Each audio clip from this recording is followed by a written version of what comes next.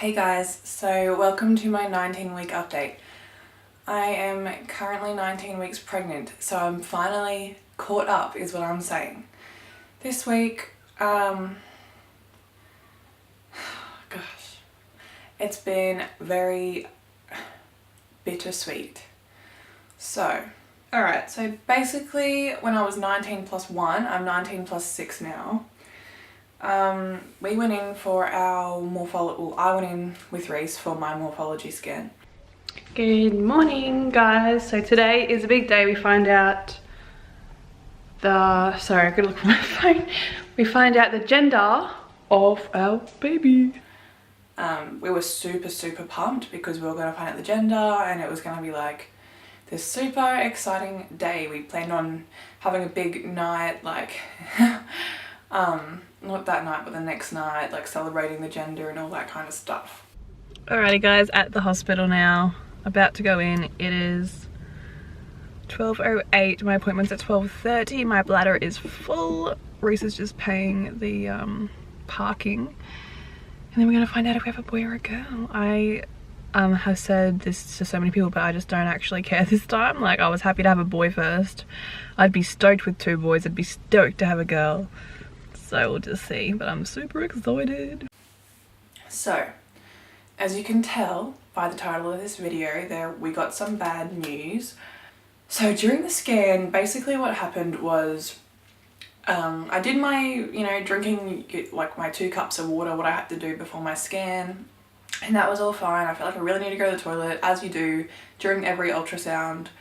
You might want to grab a cup of tea because I feel like this is going to be long. I've had to explain this to a lot of people, but I just feel like I want to probably thoroughly cover everything in this video as well. I've had a lot of different versions that I've explained to people, but this is going to be the long version. So I was in my scan, and it was kind of like, at first I've had a lot of ultrasounds, and like I always get told that baby's in a hard position to find. Not find, but like to get certain measurements or to see a cute profile, like side profile shot and stuff. So I'm quite prepared, quite used to hearing that. He seemed to be struggling a fair bit with like finding things. We didn't really see like, God, why am I so out of breath? Basically, when you see an ultrasound picture and it has all that black fluid around it, like there's a baby and then there's like the blackness around it. This ultrasound, we didn't see any of that blackness. So I just didn't think anything of it because I just thought the baby was in a tough position. But like now that I think about it, it was very obvious. We did see the heart beating fine. We did see the baby's face, like face on view. We saw the baby's hands and feet, like as if it was cut down like that way. So like that way on, we saw like the 5 fingers, or should I say 4 fingers and thumb. We did find out the gender, so that was exciting. But he said he wasn't 100%, like it wasn't conclusive because baby was in such a hard to see position. I'm not going to tell you guys the gender in this video because of the bad news. I'm just not really feeling it this week. So basically he had to stop us and said, look, I can't get a good position. The baby's not really cooperating. So yeah, and he said, have you had any fluid loss? And I said, no. Not really, no. And in my head I'm thinking, I've had a bit of discharge, but I just thought amniotic fluid. I thought that's what he was talking about, and I'm just like, no, haven't had any amniotic fluid loss. And he was like, okay, well your fluid's really low. I'm just gonna go talk to a doctor and I'll be right back. And I'm like, cool. So we're just hanging out and he's like, yeah, the doctor wants to see you, so just chill in the waiting room and a doctor will see you shortly. So about half an hour went by with us in the waiting room, and mind you, we went in at 12 o'clock. Our appointment was for 12:30, but we got seen at 12:15. This is probably about 1 o'clock. Our parking meter was till 3 o'clock. Ollie was with Reese's mum and she had work at 4 o'clock. So in the back of my mind I was like, oh my god, hurry up doctor, where are you? Finally we got told, okay, can you come back in? I just want to do a couple more things. And I was like, okay. So we go back in and he just checks the heart rate and the heart rate was fine. He's like, okay, you can go back out now. The doctor will be with you shortly. And I'm like, okay, come on. So finally the doctor saw us. Well, a nurse called us into the early pregnancy surface little room. So she wasn't the doctor, she was actually like the nurse or midwife. I'm not sure what she was. But it was this little room, and all over the walls were these pamphlets of infant loss and grieving for grandparents and how to deal with the loss of a baby for fathers and making a tough decision. And like literally the whole wall was like either like about dead babies or abortion. Like that's what the wall was like. Like I think there was one pamphlet on smoking for fathers, and like it was, the rest was about like dead babies, and it was quite confronting because I was like, what is going on? In the waiting room before that, I did Google low fluid and I did get some bad answers. I saw things like high chance of stillborn, stillbirth, and like all that kind of stuff, and I was like, okay, I'm being dramatic, it's probably not that bad. Okay, so back to the room. The nurse was asking me all these questions like, have you been put to sleep before for an operation? I was like, yeah. In my head I'm thinking, are they gonna like make me like have an abortion right now? Like I was literally like, wow, this seems really intense. And I was like, I butted in after like about 5 minutes, and I was like, look, I've had my antenatal appointment already with you guys, everything should be recorded. And she's like, oh, okay. And they got my file up, and anyway, the doctor came in and was like, hi, how you going? And she was the same doctor that was in the room when Ollie was born. And I don't know if you can hear her voice in the birth vlog of Ollie, but I'm pretty sure that you can. Anyway, she's really lovely doctor. She's really humorous, like puts a funny twist on things, really positive kind of person to be around. Made me feel totally at ease when I had my cesarean. She was amazing. I don't even know her name, but she was awesome. So I don't know, I don't think she remembered us, but I remembered her. And she said, okay, so what's happened is you've got really low fluid around your baby. And I was like, okay. And I'm like, I don't know what low fluid means. The nurse said on the phone earlier, some really long scary O word. And I was like, okay. But the doctor said, basically what this means, what the fluid does is around this stage of pregnancy, it is what the baby essentially wheezes and breathes. And the baby needs fluid in the womb to be able to move around so the cord can move freely. She actually stopped and she was like, actually, I need you to lie down because I need you to lie down for 20 minutes and we're going to check to see if your membranes have ruptured, to see if you've got a leak or something. And I was like, okay. And she said, have you had any fluid loss? And I was like, actually, now that I think about it, I have had quite watery discharge, and it has been a lot. Like, it is probably the amount, guys, that like, if I wasn't wearing a panty liner, it can run down my leg. So, you know, it's quite gross. It fills up like, you know, when you have your undies, it's like the whole little rectangle bit, that whole bit would be like completely soaked. But it only happens like a couple of times a day. So it's not like a constant trickle, which I know they always look for because I've done a lot of research. I have been pregnant before. I know what's normal, what's not, and that's what I thought. So she was like, okay, well, we'll lay you down for 20 minutes, then we'll do a test and find out if it is your waters or not. And I was like, okay. But she's like, I'm going to keep explaining to you while you're laying down. And I was like, cool. So I'm laying down on the table. My back's hurting like a fuck ton because like I got a sore back and I can't lay down straight. So she's saying, what this basically means is there's a couple of reasons this could happen. And I was like, okay. Firstly, it's quite rare to happen at this point in pregnancy because 19 weeks is still very early. Usually it happens around 35 weeks onwards because that's when the baby's ready to come. And usually if it happened then, they would just induce me. They can't induce me now because the baby would not survive. It's not viable. It's not a viable pregnancy until 23 weeks. So,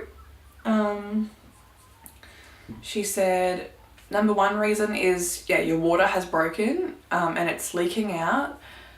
Number two is you have an infection or something is not right with you. So she asked me all these questions about, you know, if I smoke or all that kind of stuff. And I was like, no, I'm fine.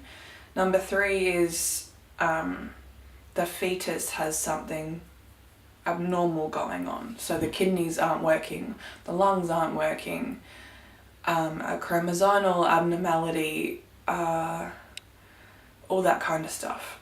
And I was like, okay. The next one was like placenta, like something wrong with the placenta, but they didn't really say anything about placenta because I think they saw the placenta on the ultrasound and everything was fine. So yeah,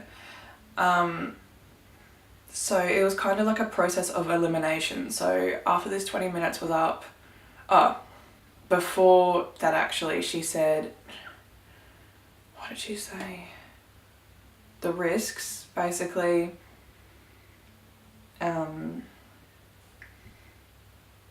high risk of premature labour, high risk of stillbirth, high risk of fetal abnormalities, just high risk of like deformations with the baby, high risk that the baby's arms and legs won't be able to move properly, which all causes the baby sometimes to die. And the prognosis is not great. So about, yeah, it's bad. It's bad. So she did my, like, the speculum exam thing where they did the swabs to see if it was my waters, and I had to wait 5 minutes, come back negative, so my waters hadn't ruptured. And I was like, okay, because I really thought that's what it was going to be. And she was also really confused, and she's like, are you sure, like, you feel fine, like you haven't had any like tenderness in your uterus or anything like that? And I was like, no, everything's been great. And I looked at Reese, I'm like, I've been fine, haven't I? He's like, yeah. I'm like, I had a sinus infection, but I think I've been fine. So she's like, okay, what I'm going to do is I'm going to send a referral to the Mater hospital because you need to have another scan done. Like a, what do you call it? A tertiary, I think she said tertiary ultrasound. And I was like, okay. And she goes, okay, they should call you by tomorrow afternoon. If they don't, let me know. Come in straight away if you have anything going on. And she was like, are you okay? And I was like, yeah. Like, honestly, it did not sink in. So, come home, went back to Reese's parents to pick up Ollie. This is about 4 o'clock at this time. Like, so it was 12 o'clock when I got there, it was 4 o'clock when we left. Oh no, I just totally skipped a part. She put me on antibiotics in case I got an infection because it's really likely. And I had to go get a blood test. So I went and got a blood test at the hospital, and then after that, God, it's such a blur. I feel sick. I can hear Ollie going now. Basically, the Mater hospital didn't call me. I called them and they told me to wait 24 to 48 hours. So I waited about another day after that in the afternoon and called them, and I said, look, this is an urgent scan that I needed, and I'm anxious as, like, they booked me in, like, the Ipswich hospital, the hospital that I go to, booked me in for the next, like, Wednesday, so that's in 2 days from now actually, for a high risk doctor's appointment to see how it's all going. So I thought this scan was going to be sometime this week. The Mater hospital said, oh yes, you've actually been booked in for the 19th of February. And I was like, what, the 19th of February? That's like ages away. So I said, it's meant to be an urgent scan. I've got no fluid on my baby. I got told that my baby could die. What? Anyway, she's like, you have to take that up with the Ipswich hospital. And I was like, cool. So I rang Ipswich and she's like, oh my God, like, I'll call you back. That doesn't sound right. She called me back and she got onto the Mater and they told her they can't fit me in any earlier because the pregnancy is not viable until then. So basically there's no point in doing a scan if the outcome is bad because the baby will just die and they can't do anything about it. I can hear Ollie. Oh my God, it's like hard to talk about it. Obviously, I think I'm handling it quite well. I've had a couple of crying outbursts.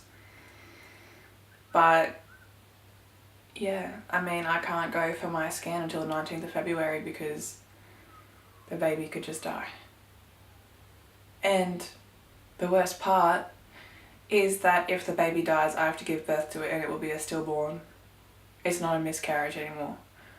I will still have to give birth to a dead baby. That's how I'm feeling at the moment, so super happy with the gender. Super don't know how to react to really the rest of it. My belly hasn't grown. I've lost a kilo. I just feel a bit depressed. I'll show you my belly finally, guys.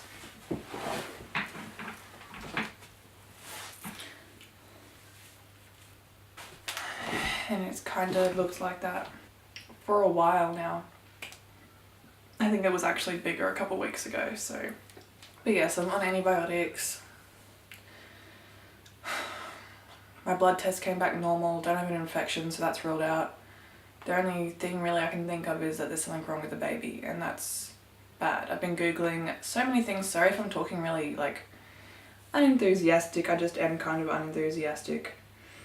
Really bad insomnia because I just can't sleep because I'm just worried.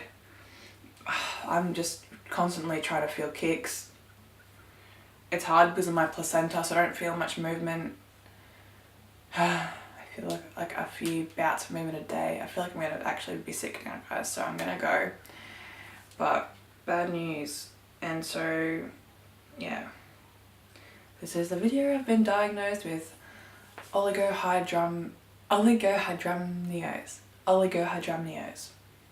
It's taken me a while to say that.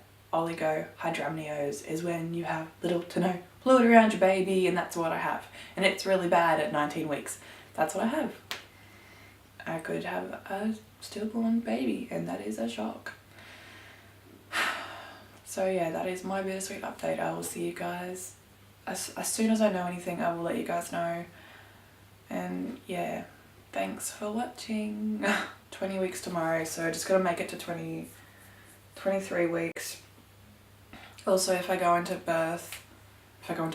labour from 23 weeks to 34 weeks, I'll be having it at the Mater Hospital in Brisbane, which is about 40 minutes away from me, 45 minutes away from me, and the baby will be in like the NICU, obviously. Sucks. Okay, bye guys.